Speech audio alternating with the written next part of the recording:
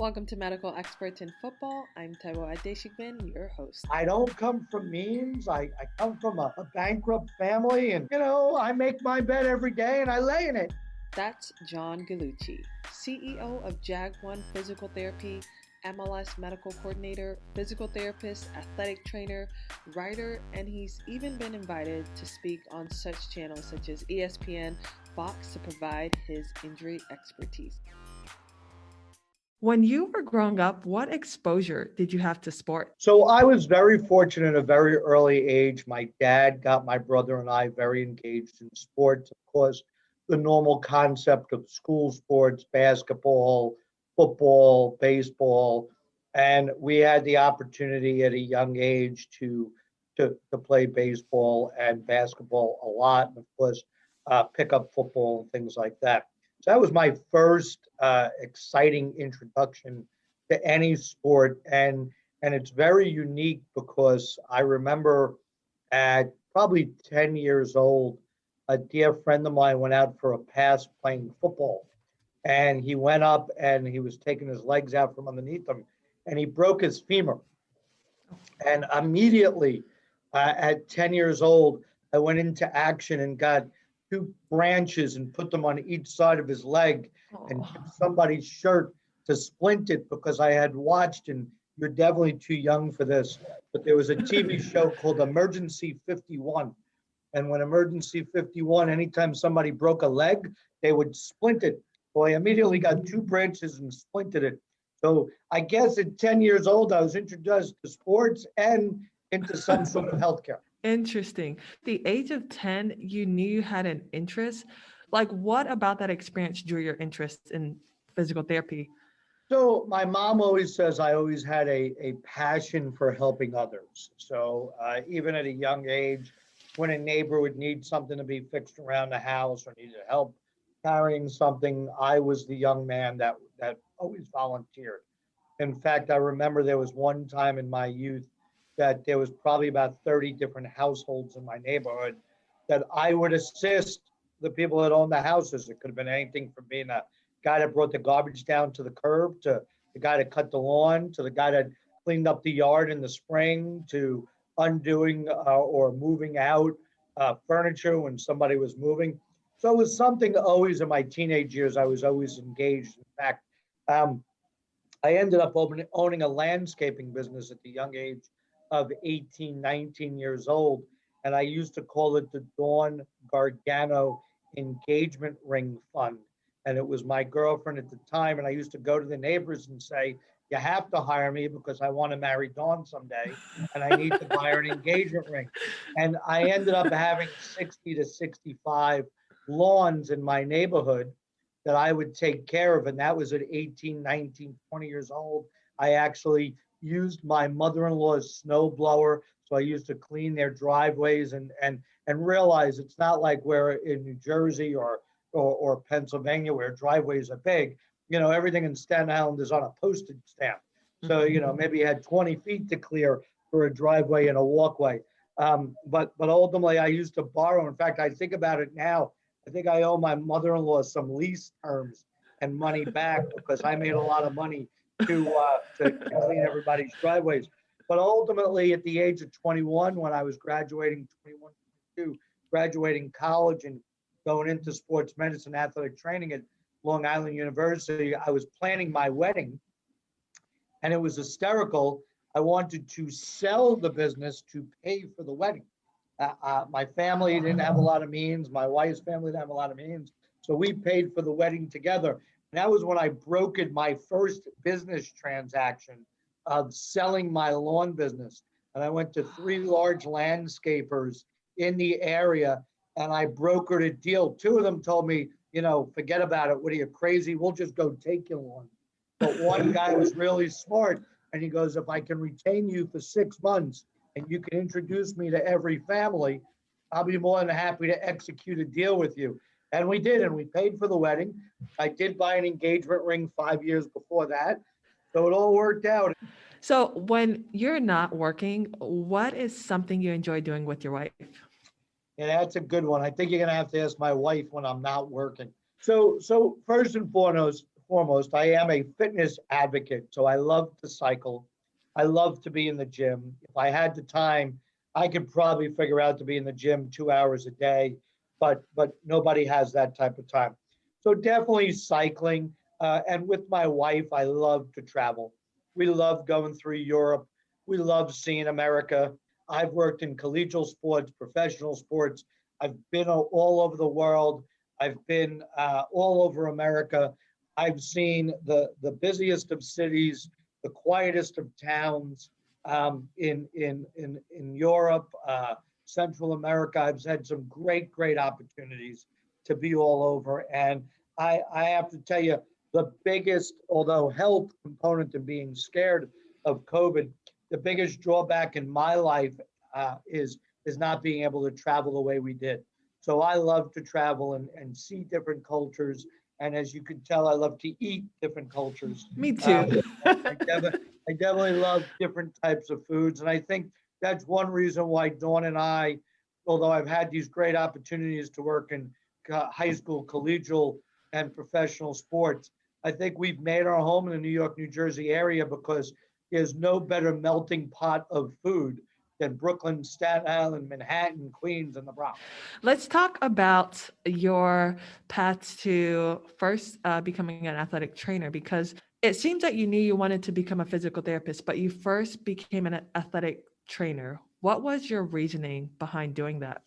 Quite frankly, the competitiveness to get into PT school in 1985 to 1989 was very difficult. Since those years, I would say from 1990 to 2021, we have seen physical therapy programs double in our country. So now realize I was not a guy that came from means. So I knew I had to keep some sort of position to pay to live and pay for school. And ultimately, I had a very small demographic to be able to apply for schools. And when you live in the New York, New Jersey area, and you're applying to Columbia, you're applying to NYU, you're applying to LIU, there weren't many schools to apply to. And academically, I just didn't carry the weight. Although I had a B plus, A minus average in college, I needed solid A's at that point in time.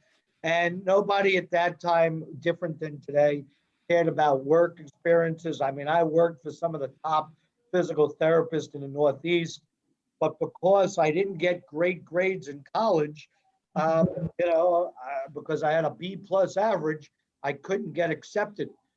So with my sports background, as I said, I wanted to still be a caregiver. So I applied to about 5 different schools, and LIU Brooklyn had PT and athletic training. And I thought it was opportunistic to go into LIU, get a degree from LIU, and then apply to their PT program. And ultimately, the plan worked unbelievable. So there I was, I graduate with a 3.9 cumulative average with a master's degree in sports science and athletic training from LIU. I apply to LIU's PT school and I'm accepted. Nice. And then I got the bill and I had to sit down with my wife and, we were expecting our first child. And I ultimately at that point could not give up a job to go to school full time. The execution of the plan was great. I got great grades in graduate school. LIU accepted me. Here I was, my dream was coming true. And economically, I just couldn't pull it off. I already had loans from undergrad and graduates. I was expecting my first child. I was married. And I was literally in a situation, give up a full-time job to go to school full-time. And I couldn't do it. We just couldn't figure out how to do it. So I deferred my acceptance the first year to see if we could figure it out. I ended up becoming an athletic trainer, a successful athletic trainer, went to NYU, went to Columbia. I worked part-time for the legendary New York Knicks athletic trainer, Mike Saunders. I worked for the Knicks. I had some exposure to the New York Rangers through legendary athletic trainer, Dave Smith. I worked for two legendary athletic trainers, John Eckel out of NYU and Jim Gossett out of Columbia University. So I was always surrounded by unbelievable mentors in physical therapy and athletic training. And these 10 people, 8 to 10 people, kept saying the same thing. John, you've got all what it takes to be a successful physical therapist and a successful athletic trainer. Fight for your dreams, fight for your passions. And then all of a sudden, a couple of these programs started coming up that you could go on weekends, where you would go Friday most of the day, Saturday all day, and Sunday all day. So basically, I guess it was 16 or 8, I was 20 hours of class time were taking place on Fridays, Saturdays, and Sundays. And ultimately, I was fortunate enough to be accepted to one of them, Dominican College, where I went on and was able to work a full-time job and go to school, technically on weekends. And I went to Dominican College for my master's degree and my doctorate, and they afforded me the opportunity to be dual degreed and dual licensed. And I've practiced both licenses in both professions for the last 20 or so, 25 years. But I'm very, very blessed and very fortunate to achieve my goals and dreams. But I will tell you, I'm going to go off on a little bit of a tangent. When my wife and I were talking about, we were dating, and it was back in, I guess it was 1988. We went to a movie and realized we were two kids that didn't come from means. And ultimately we went to see a movie, and you would get free movie tickets if you spent $20 in this restaurant. So I went to Millard Fillmore's on Staten Island, and we shared a cheeseburger, nachos, and 2 Cokes. And we got free movie tickets to go to the brand new AMC theater next to Millard Fillmore's on Staten Island. It's now an LA Fitness. And because of the timing, we were 30 minutes early for the movie. And I told my wife that we would get married.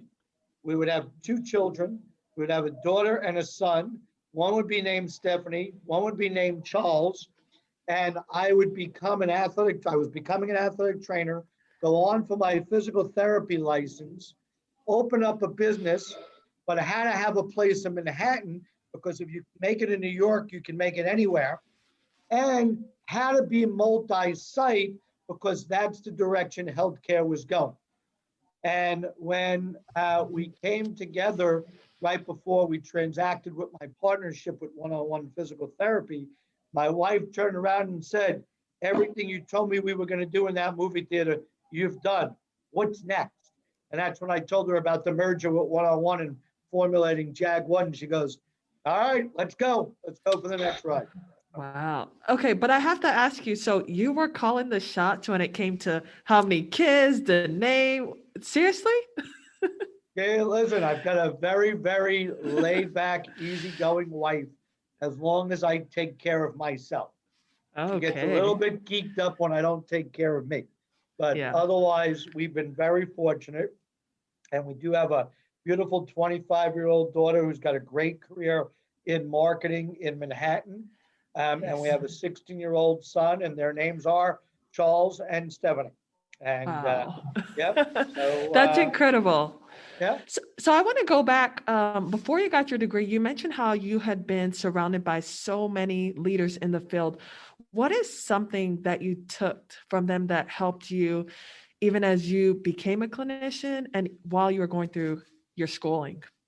And most people don't understand the network starts from education, academics, the people you meet, the people you go to class.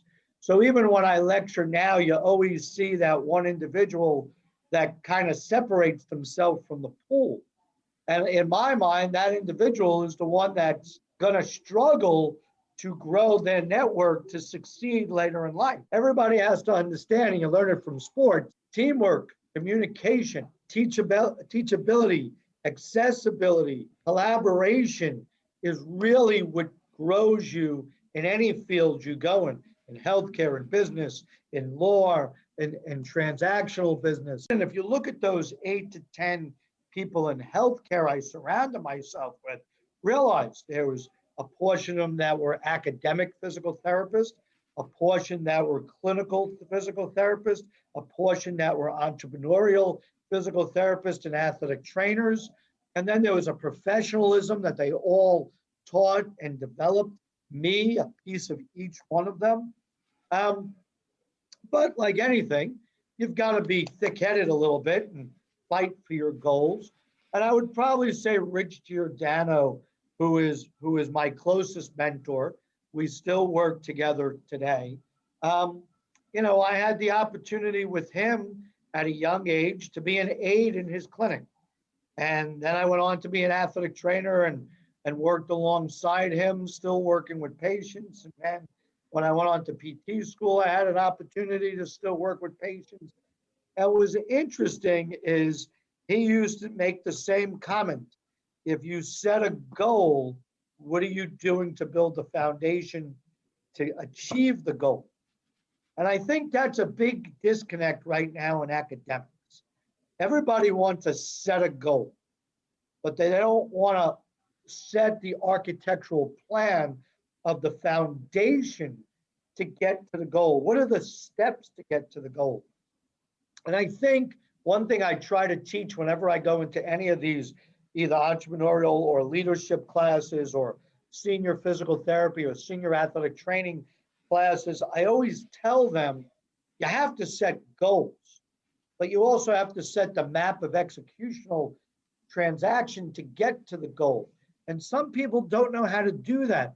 So even my senior executive team here, you can walk into our executive meeting every week and tell me, we want to do this. That's great. I love this. And I love you want to open up this new cost center and revenue stream to the company. But where's the foundation? Where's the executable plan? And how are you going to execute it? And what do you need to execute it? So let's talk about your involvement with soccer, because I know a lot of listeners are probably curious about that. So with your dual degree in athletic training and physical therapy, you worked for a lot of professional organizations, but let's talk about your experience with the New York Bulls.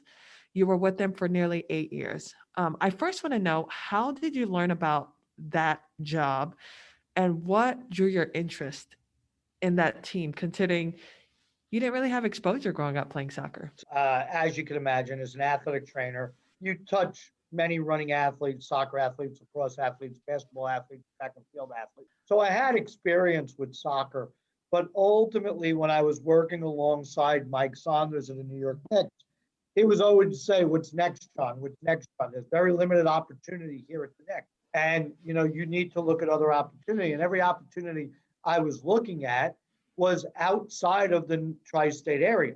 I looked at Orlando, I looked at New Orleans, I looked at Boston to basically stay in the NBA. And all of a sudden, this new league developed called Major League Soccer. And I had a couple of friends that were looking into it. And one of my closest friends and a graduate from LIU Brooklyn with me, a master's degree in sports science and athletic training, Stu Schwerner, was doing some work with a USL team. He was asked to help out with the Major League Soccer team, New York Red Bulls. Excuse me, it was actually New York Metro Stars. And the Metro Stars were trying to figure out their team, developing. The league was 3 years old, but the program was still running like a really bad high school at a professional level. All of a sudden, Stu was named the head athletic trainer based on a transition of things that happened. He knew my background in rehab. He knew my background in athletic training because we graduated together.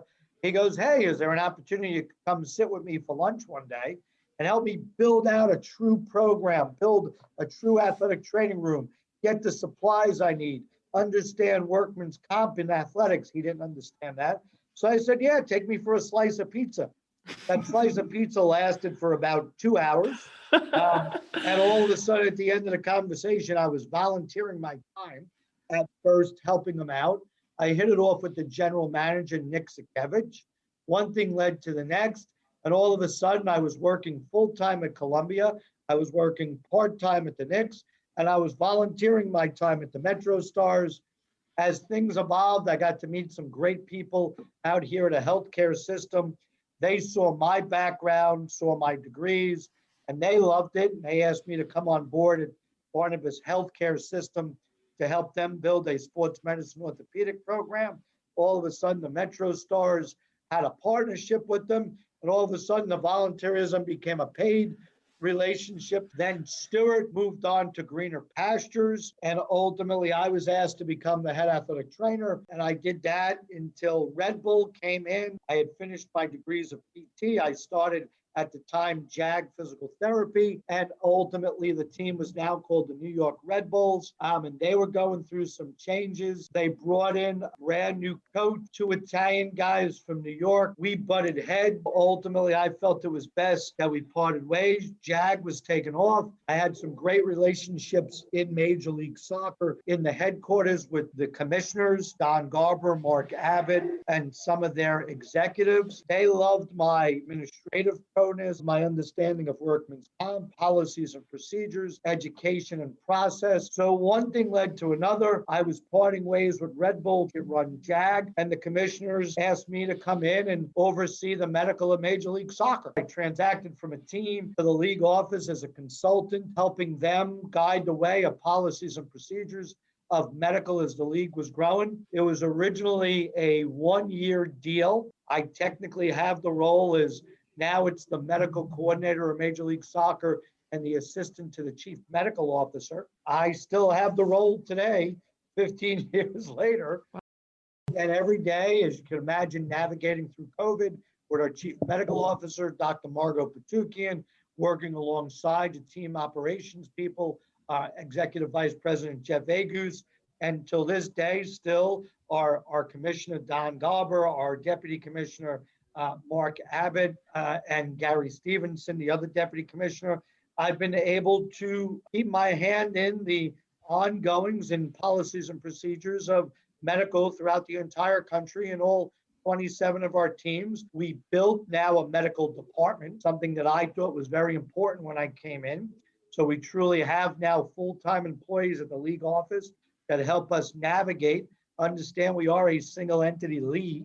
So our policies and procedures have to be throughout the entire league. Our credentialing process must be the same throughout the league. And we take care of that all out of Major League Soccer's headquarters in Manhattan. And I'm blessed that I've been able to keep my hands in professional sport and Major League Soccer. I'm just waiting for my pin, though. I still haven't gotten my 20-year pin. I may have to bother the commissioners on that. And we're going to go back to your role as the coordinator because I'm curious about a couple things. But I want to go back because you were around when the MLS was just forming, and you touched upon it, how you were volunteering your time. Like, how many hours were you working? Like, were you seeing your family when you're volunteering? You're still working at a clinic? What was your life like? So what most people don't understand, because they really don't understand the profession as a certified athletic trainer, is a certified athletic trainer is a position that is a choice of career that is not a 9-to-5 job. The opportunity of learning adaptation, multitasking truly helped me as a professional and as a businessman, as I entrepreneurial started and grew a business. So the lessons you learn as an athletic trainer truly teaches you that it's not about 9 to 5. I know the new youth graduates like to talk about a work-life balance, but understand successful entrepreneurialism and successful people kind of make their life and work symbiotic and make their social component symbiotic. Yeah, you always need a little bit of a distance and you always need an out. But understand there's a cultural concept of success that a 40-hour work week is, to pay the bills, but you're going to have to put more time in. And is it really work if you're loving everything you're doing? And I honestly, I don't even calculate the hours anymore. According to my team, they're entertained. I guess I start emailing and texting about 6:15 in the morning.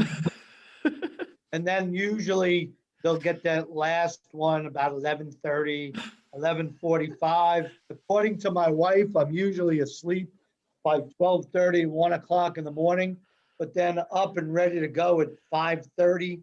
And then I go work out, and then I start my day. When you got a job position, no more volunteering in the MLS, what is something that took you by surprise? So to be honest with you, I had a very early opportunity to meet, as I said, with a brand new GM and president in the league. He had some experiences in soccer, experiences in business. But what I noticed, and what was quite surprising to me, was when you looked at the infrastructure that Major League Soccer was building off of, it was built off of people that were fans of soccer. So it didn't have this enormously strong business plan. The single entity concept was great, but when you went to the team level, the MLS corporate level had a bunch of wealthy people invested that were business people, and they were starting to hire strategists and business people. I mean, look at our commissioner. Comes out of the NFL, but understood processes of building a business or a professional sports organization. Mark Abbott, Gary Stevenson, and the diversities of both of them. The league was very strong with these three minds, and they're building infrastructure to run the league. But at the team level, it was very shocking to me. The infrastructure was being built on people that didn't have structural cadence, didn't have structural process, didn't have structural procedures. They knew about soccer. It was mind-boggling that you had a GM, coach, assistant coach, players, equipment managers, and even to a point, medical professionals that all had a say in what were we putting on the field. Mhm. And to me, that's never going to work when you've got fans all giving input. And in the beginning years of Major League Soccer, it was at the office level when they brought Don Garber in, and there's also another very good business-minded person, Ivan Gazidis, who at the time was a deputy commissioner. He ended up going to Europe. But the infrastructure that the investors put together at the league level was very smart. And our success is dictated by that. Yeah. But it was not at the team level. And the team level had to catch up. Mhm. To answer your question, I was shocked as a business-minded person, the disconnect, but that disconnect had to be huge for many years, that they're trying to roll out business plan, and you got soccer fans running teams. Do you think they're doing better now? I think the infrastructure right now in Major League Soccer is enormous for success.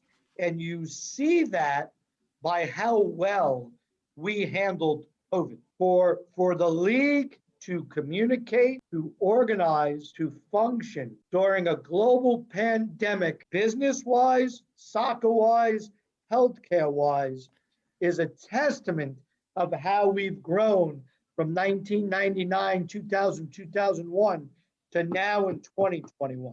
Now, John, though, I want to ask you, though, from a medical standpoint, when you were an athletic trainer and physical therapist in the MLS, what helped you thrive in such a competitive environment? I'm watching a sport that when I was a kid was not to the forefront. Mhm. And I'm watching it evolve the last 20, 22 years in America. Being able to take an obstacle and jump over it or go through it was something that I've watched in Major League Soccer, but also I think being in a competitive sport or an individual sport of wrestling, which I've coached, I've wrestled, I've mentored the sport of wrestling.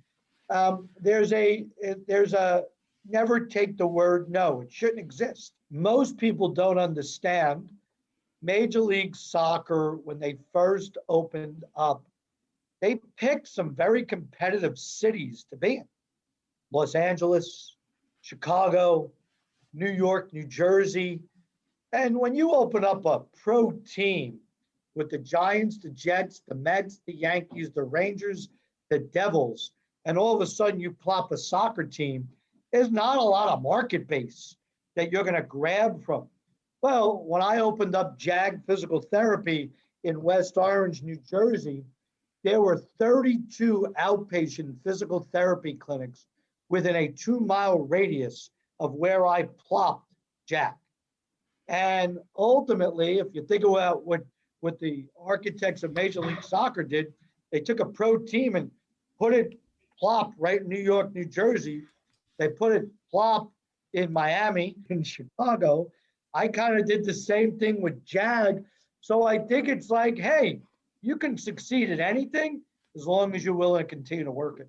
So I think that sort of helped. Okay. So at any point of time, trainer, did you ever experience burnout? I love what we do, but I don't want to sound horrible. I think my biggest frustration is people not learning from mistakes. I love what we do. I love what we offer. But if we're going to make the same mistake 2 times or 3 times, that would be probably the thing that burns me out. I don't understand. I don't know if it's the way my brain works, but if you made the mistake and we identified the mistake, how could you ever make it again? So the word burnout to me is, if you're going to be, dumb and make the mistake more than once, it weighs on me. It infuriates me. It keeps me up at night. When you were an early clinician, what is the biggest mistake that you made that you learned from, obviously? The biggest mistake that I learned as a clinician treating patients is you can't save everybody. And I think in life, I have to learn that lesson as well. My wife always says, I'm the guy that's trying to save everybody. And unless a patient wants to get better, you can't take your brain and convince them to get better. I will lose sleep over trying to teach people the reason why they want to get better. And that would be something that's mentally straining to me. To me, life is a gift, and I live it every day. And I live it to the fullest every day. I enjoy my social aspect. I enjoy my work part. And I'm not wired to not understand why someone doesn't want to go outside and push the lawnmower. I just can't grasp it. So the biggest things that burn me out is I'm not wired for people that aren't motivated to enjoy what God gave us. You are CEO, and we'll talk about JAG company at the very end a little bit, because I do want to kind of hear about that. But athletic trainer, physical therapist, you're a consultant for the MLS, but you are also a writer. You've written for sure at least 2 books. Your first one was in 2014, The Soccer Injury and Prevention Treatment. Why did you decide to write that book? I come from the philosophy that if you want to do something, do it. And I was lecturing in different places, and every time I lectured, someone would say, hey, did you ever think of publishing? Did you ever think about writing a book? And I went home and I told my wife, I said, in high school English, I was told by my English teacher, I was a really, really bad writer. And my wife turned around and said, well, you don't think a publisher is going to have an editor? You have thoughts, you have ideas, they're going to help you edit it. So we've written 4 books. We've published 2. We have another one coming out this year that I'm probably going to self-publish, and it's more of a success book, and it's for entrepreneurs and people starting their careers, sort of some pearls of wisdom on how to succeed in anything you do. And it's going to be a small, quick book, but I think it's important to get it out. But ultimately, the first book I wrote was for parents with children in sport, and that's still sitting on my shelf and should be published. The publisher told me, because I was involved in soccer, the first book should be soccer. But I've written 4 books, but the reason is I thought it was a great idea, so I did it. So you're the CEO of JAG-ONE Physical Therapy, and I saw you all recently opened some new locations in Manhattan and somewhere else. How many states? Hoboken, New Jersey. How many states do you hope to reach? So we're in 3 states. We're in Pennsylvania, New York, and New Jersey. And ultimately, what we've done is we're currently at 85 centers, mostly New Jersey and 5-borough Westchester, Rockland County centric. We do have a location in Pennsylvania with some plans to grow along the border of Pennsylvania to overlap New York and New Jersey. Okay. But ultimately, I've got a great team of executives that surround me. We're now a company that hovers around 1,000 employees in the 3 different states and our corporate office in New Jersey. Now, for athletic trainers who hope to work in the professional settings, do you think that they need to have that ATPT background to really get marketed and get their name out there? I think it's more advantageous in the current climate of pro sport as more and more pro teams are employing full-time physical therapists. If you're the dual license, it opens up the opportunity for you to have more candidacy opportunity. I will say one thing with athletic trainers, graduating athletic trainers have to walk before they run. You need to build your CV before you want to be the head athletic trainer of the New York Giants. Everybody likes to look at John Gallucci and say, wow, how do I become you? And my wife always says, do you have 30 years? It took 30 years for me to grow and develop. And most people have to understand everything is an evolution, foundation, achievement, foundation, achievement. And you have to be able to be patient. Awesome. If you're ever in New York, New Jersey, or Pennsylvania and in need of physical therapy or occupational therapy, be sure to stop by JAG-ONE Physical Therapy. Thanks for tuning in to Medical Experts in Football. Rate and tell me your thoughts.